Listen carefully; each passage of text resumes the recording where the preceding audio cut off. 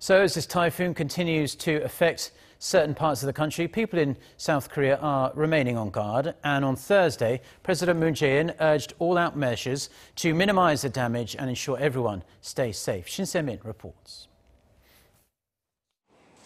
Postponing a pre-scheduled meeting Thursday, President Moon is giving all of his attention to the storm and the nation's response to it, with Typhoon Solik already causing some casualties and property damage.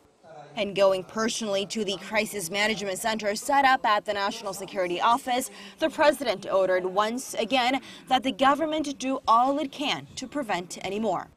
태풍이 지나갈 오늘부터 내일까지 이틀간 우리 정부 그리고 지자체가 보유하고 있는 위기 관리 능력을 남김없이 발휘해서 국민들 피해가 최소화되고 또 걱정도 또 최소화될 수 있도록 그렇게 함께 노력해야겠습니다.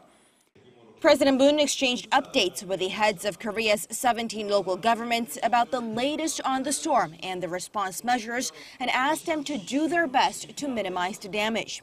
He stressed that the safety of the people comes first and also called on private entities to adjust working hours so people can have a safe commute. Already, public schools in the capital Seoul and several other areas have been closed. He also told officials to make sure the South Koreans attending the family reunions at the North's Mount Kumgang, most of whom are elderly, are kept safe.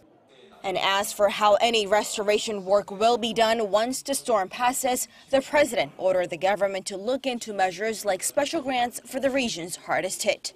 Shin Se-min, Arirang News.